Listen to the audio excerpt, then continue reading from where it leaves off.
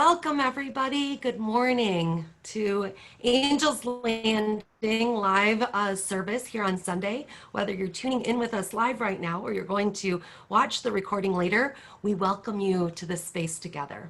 Coming here together today, we actually create a collective divine heartbeat. May we who gather receive the nutrients needed to grow and recognize the divine mystery within each of us. May we experience the reflections of divine love in each other and in ourselves. May our circle always be sacred, honoring the healing, teaching, receiving, and growing of each spirit that enters the circle. May the truth always abide and peace always bless us. Join me in saying the Lord's Prayer. Our Father, who art in heaven, hallowed be thy name. Thy kingdom come, thy will be done, on earth as it is in heaven. Give us this day our daily bread, and forgive us our trespasses, as we forgive those who trespass against us. And lead us not into temptation, but deliver us from evil. For thine is the kingdom, the power, and the glory, now and forever. I have the incredible privilege today of introducing my teacher, who ordained me and gave me the name Eagle Cloud a few years ago. Dr. Guldal Caba has a master's degree in education, has a PhD in counseling, psychology, and is a practicing psychologist here in Toledo, as well as New York City. She's an indigenous Native American medicine person, a Sangoma, which is an African medicine person, and a spiritual director and leader of her own branch of the Aklava Native American Church called Sacred Circle Native American Church. Her life course is defined not only by her titles and education, but more importantly by the soul of who she is. An empath, a mystic, one who channels the ancestors and spirit guides, and an intuitive both by sight and as a healer.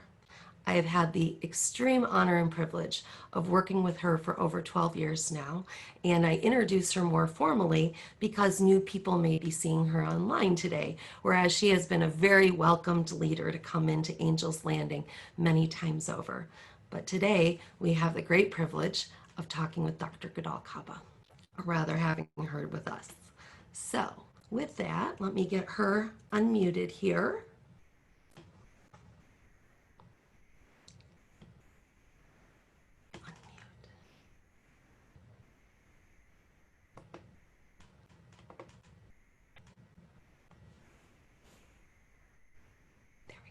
Are we good? Thank you, Yes. Eagle Cloud. That was beautiful. I can't believe it's been 12 years. Really? Wow. Time is a strange thing. It's a strange thing. Hello, everybody. Good morning. Good morning. Wow. I come here today with the duality in my heart. There is sadness for what's happening around us and hope that this is opportunity. So with that said, before I get started, I'd like to also invoke the four directions and the spirit guides to make sure that we are all protected, those that are listening after on the replay, all of those that are here today, and may the energies and the vibrations go out into the world in the highest good for all to hear and receive. So I invoke the spirit guides of the North to keep our awareness, our consciousness always in love. I invoke the spirit guides of the South to keep us grounded and solid, connected to Mother Earth.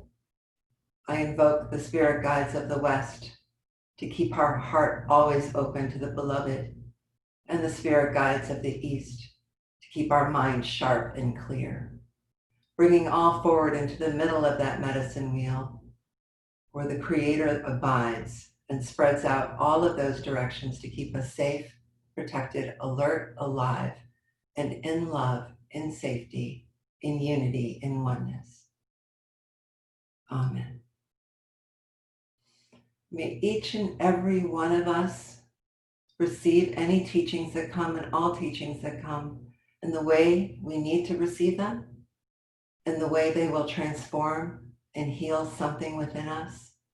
May that transformation stay permanent and only in the highest good, always in the highest good. Welcome. Where do we start? You know, a couple weeks ago when the title came through as Imagine, I think it may have meant something else, but things have changed so rapidly. This entire time since COVID, which has been so unbelievable, it's been stated by the mystics for thousands and thousands of years that there will come a time, right about now, 2020, where human consciousness will be challenged, where human consciousness will be pressured in such a way that we will choose. There will be no middle for a while. We either choose light and consciousness or we choose dark. And that choice isn't always conscious, you know. It's karmic, it's ancestral, it's reactive. But regardless, we were all put in isolation. Mother Earth had a chance to heal. Birds were coming out in ways, new ones, all kinds of beautiful things, but at the same time, there was an incredible amount of pressure, spiritual, astrological pressure, to dig deep inside each and every one of us. Any of those things that have been embedded, buried, didn't have the opportunity to surface. And we see it come out in so many ways. But I've been seeing it unbelievably, not only in myself and my close circle, but also all of those people that I work with. Old traumas on the surface being reflected back in this mirror in all ways. And I keep saying it's opportunity, it's painful, it's opportunity. It's this opportunity to look at that and really, really say, what is it? Because we've been pressured and the universe is designed to give us this, that's what's been happening. There is no way that this has been easy, although for some there's been much needed rest in being isolated. But then what happened? All of a sudden the violence just erupted. It felt like almost out of nowhere, although we understand the catalyst. And this is, believe me, not a political talk, but this is the example of what we're talking about. There was this quiet, staying in, things surfacing, people having opportunities to find creation, creativity, new ways to be with family. At the same time, there are those families that weren't safe in the first place, that were less safe than they'd ever been before. You know, liquor sales were up 55%. There was nowhere for some people to turn. Other people were thriving. All of this was happening at such a huge scale. And look at the timing, right as the opening and people starting to step back out, what happens? Bam. That's not an accident, it never is. The beloved's hand is in everything. And when we are in our mind and when we are reacting from unconscious thought and traumas, we miss it. Because the sages will say, when you're in your mind, you're in your mind. Our mind is designed for conflict. It tries to organize and put things into categories so we can make meaning and rationalize and help us evolve and move forward. Our mind is a beautiful, beautiful thing. When it is off balance from heart, it will not make right choice. It cannot make right choice because it is wired for conflict. Do I want vanilla ice cream? Do I want chocolate ice cream? Just the simplest things. Ooh, but I love vanilla, it's so sweet. Oh, think about how we can stand at an ice cream shop and go through this internal conflict because it is wired to try to manage all of this data. So we've been in this COVID isolation, struggling with all of these things as opportunity for our transformation, our evolution. And then as soon as we step out, the amount of violence is just breaking my heart, as it is for everybody. I saw, my second home is Manhattan. I've not been since March. And I saw a video the other day. where somebody had taken from their car what the news doesn't show. I don't know about you guys, but there's something about the romance of Fifth Avenue, whether we've ever been or not, the romance of Broadway. Like there's something about this country holding Broadway and holding Fifth Avenue, whether or not we can ever afford to step into Chanel or Cartier or Bergdorf's or Tiffany's. There's something about that being a part of us that just brings something beautiful. Don't you feel? Every single one of those stores were looted. They were emptied out. They're boarded up for miles. And it's like those really bad B movies, sci-fi movies, you know? That's what it looked like. And the violence and the killing of all. And I have to sit back and like, God, what does this mean? Because it hurts us all.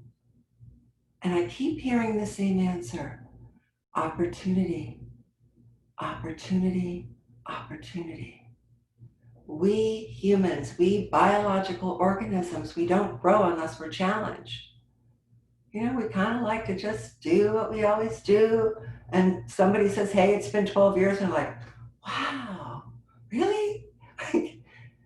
So we have to be challenged as an organism, as biology. Mother Earth, the creator, all of this has purpose. This is opportunity. And at the same time, what can we do? What can we do, those of us in a community, well, that we're here, anybody that's been called to be here today? The question is, what can we do? Well, there's only one answer. There's always one answer. And the answer is engage the heart and the mind. Because the heart is where God lives. Because we are one with God. The flame of creation, whether we say God, Jesus, Buddha, creator, universe, cosmos, the language doesn't matter. That only matters for our heart resonance. Because all of these are doors to one place. And that place is oneness. So how do we find that? What does that even mean? So I read a Sufi quote not too long ago that just keeps playing in my mind. And the quote was, God says, I am so omnipotent, omniscient, all-knowing in all ways. I am so big, I cannot fit into the sky. I cannot fit into the earth. I cannot fit into the galaxies. I fit into the desires of those who love me. Isn't that just incredible? So it flashed for me when I read that, Sai Baba saying, doesn't matter the ritual, doesn't matter who you call on, keep God in your heart and God will always answer. And when we start looking, because, you know, my curious mind starts looking, every single enlightened being has said that. Within cultural, historical context, within Christianity or Islam or Judaism or Hinduism, but it doesn't matter, it's all there. You know, like what does Gandhi say? All paths take us to the same place. But that can only happen when we keep that flame in our heart. So as we take a moment to really absorb that, what does that mean? Doesn't mean we negate the mind, although it can really make us spin. Should I do this? Should I do that? Oh my God. What we want to do is remember that when the mind is engaged with love, anything's possible.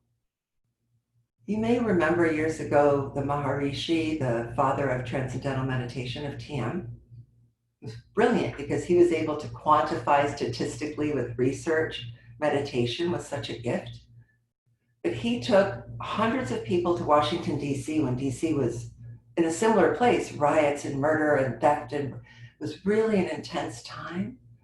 I can't remember, he took hundreds of people, they all went to the outskirts of DC, they were all given the same mantra, they'd all been trained in his specific technique. And for hours, with their hearts engaged, with the intention of lowering violence and increasing love, they chanted the mantra. Crime dropped 17% and it stayed down. Do you know that an ant that's filled with the beloved in his entire being can knock over an elephant just by pulling on his ear? That's who we are, but we forget because our mind is so well trained and we have wounds and traumas and patterns all locked in from our ancestry that's unfinished. So what happened? Think about this. Isolation happened. The stars and the astrology and the universe lined up to pressure our being to bring forward all of this stuff. And then it slammed us with the violence. You see how this was playing out? So what can we do? We can do what they did with transcendental meditation. We can remember that those that we're being outraged at are equally loved by the divine. No one's more loved. They are all reflections of us, and we are all reflections of them, even using the word them as a separation. Because the mind can only separate, the heart can only unite. Our job in our evolution is the union of mind and heart. So how do we do that? So let's just take a moment, if you will. Close your eyes and think of all the things you have to do that you're struggling with. It shouldn't be hard. Like, as soon as I get off this, I'm going to do this, and then tomorrow I have to do this. Think about that. Now pay attention to the amount of energy your brain is using and all of that. Now notice how your heart had to close in order to go to that space. Feel that. That's mostly how we live all the time. Does that feel familiar? Yeah? Okay, so let's now change it. Think of something or someone that you love.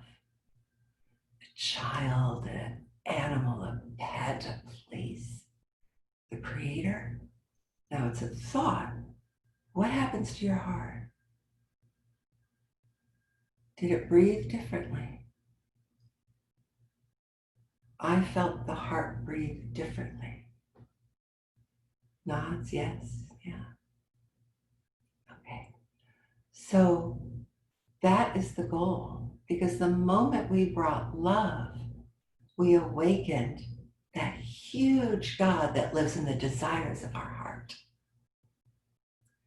Every single religion, indigenous from the beginning of time, every spiritual and philosophical process will bring us to one place, a mantra. Your mantra can be God, it can be Jesus, it could be Om, it can be Shanti, it can be Shrim Prazi, it can be anything, as long as the mantra is about love.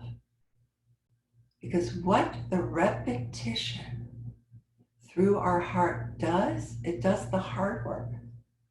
We have to do less PTSD work because it literally erases. Because when we are moving in love in our heart, what happens is our brain is engaged with that.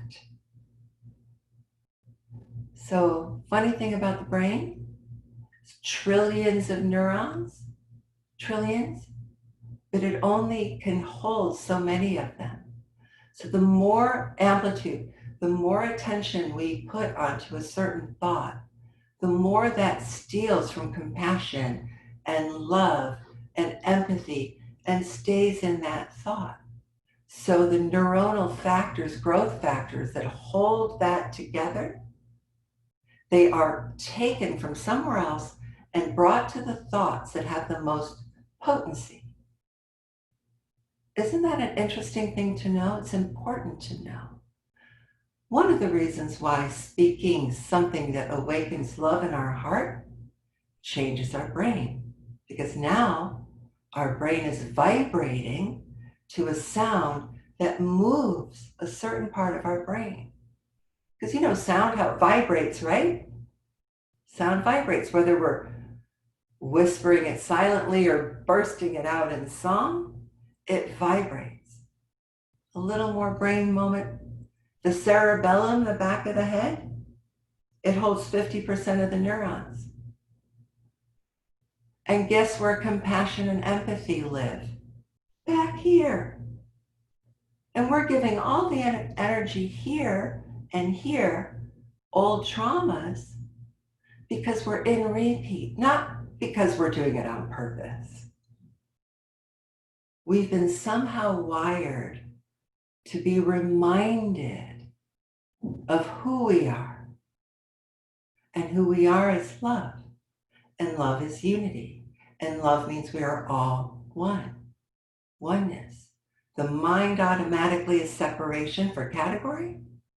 The heart is union. The neurons that live for union are back here, where 50% of them actually live.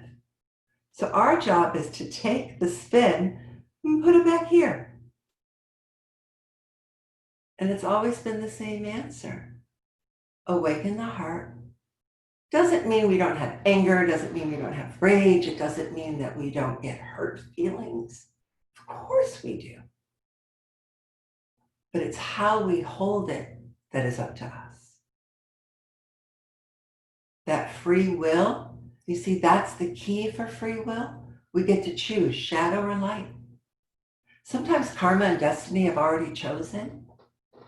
And that's why it's always ever important, regardless of how outraged, to remember a piece of what we're outraged about is in everybody. And with our free will, we can choose to take and erase some of the spin and the anger and the hurt and the judgment, put it back here. And back here and here can live as one. Creation comes from love. The greatest scientists, Tesla, Einstein, what you rarely read about them is their constant mention of science is limited without spirituality. Science is limited without imagination. Back to the topic today. You see, if we can't imagine, we can't create. If we can't imagine, we can't move forward. Because imagination is inspiration. And inspiration comes from within and up. Doesn't come from the outside in. So what is inspiration? It's the voice of our higher self. All creation comes from within. All creation comes from love. So when you read these things of Tesla and Einstein, and they're portrayed so scientific, and they are, what they're really saying is none of that means anything, because what I did is I got quiet and I fell in love with what I was thinking about. And because I was in love with it and couldn't stop thinking about it, when I thought about it, it made me so excited, creation happened. You see? That's imagination. That's inspiration. Imagine, John Lennon, imagine the world as one. There we are. Gandhi, Mandela, the greatest beings that have created all that we have, created purely from inspiration. Steve Jobs, pure inspiration, went to India.